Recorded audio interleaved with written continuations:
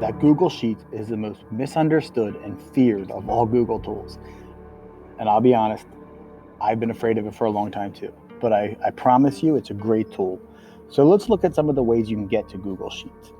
All right, so the first thing you can do is you can just type in, like anything, sheets.google.com, and this will take you to all the Google Sheets you have. So this is the tool itself. Fine, nothing wrong with that. However, it might not be what you're looking for. You can go through the other way is a little quick shortcut. You can type in sheets.new, and it will bring you an empty Google Sheets, a total brand new Google Sheets, which if you're working in a sheet, that's fine. One thing that I caution the students is when they do anything, sheets.new, docs.new, slides.new, they should always make sure they go through and save it and name it and organize it right away. The other thing you can do to create a new Google Sheets, again, is to go through the My Drive and then in the new tab up here. This way you know where you're creating it and where it's going to go. So Google Sheets is one of these first three things up here. You can just go through My Drive to create your new Google Sheets.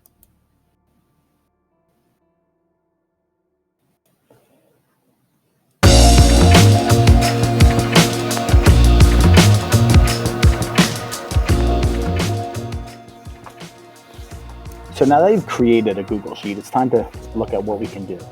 So what I have here is a sheet I just put together with a list of all the things I'd like to show you. Right, so one of the things, and actually I'm going to do this a little out of order, we can resize. If you notice, my text goes over here. And sometimes that might bother students, because if I start to type in here, the word goes away a little bit, right? So we're going to get rid of this. And you can either resize your columns just by dragging. It's something you can do. Or if you want to, you can make sure your text wraps. And this is something kids often forget about, and it helps immensely. So now all my stuff fits in here. All right. Something else that's pretty cool. You can add checkboxes really simply to see if you're done or not done. So here I'm going to have my little done, and I'm going to put it in the center of this. Something else I'm going to do is, I think since this is my headers, I'm going to make them a little bit bold. I'm going to make them bigger so I can resize my fonts. And let's make this a little longer so it looks better. Down here. And then in here, for my insert, I can insert a checkbox, which is really helpful for kids to create their own to-do list. And just by using this little copy down, create my own checkboxes. Pretty simple. So let's see, we've already resized columns. We've looked at formatting the text up here.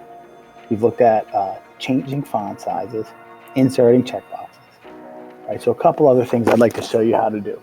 One of them is to freeze columns and rows, because sometimes your sheet will get so long you'll start to scroll, or it'll get so long this way you won't see anymore.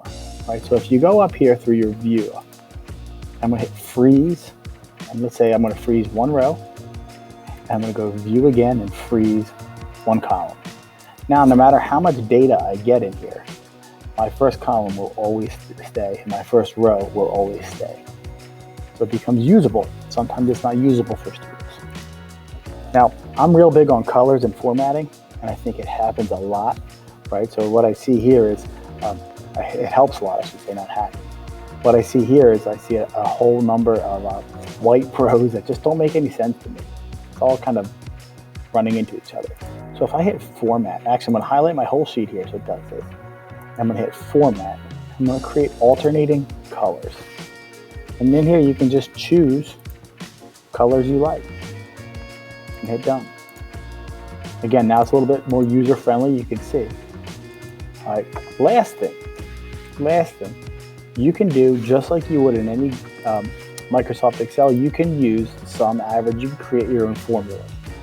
This is a little higher end, and if you're going to be using this, I'm sure math teachers will show you how to do it. But hopefully this will help.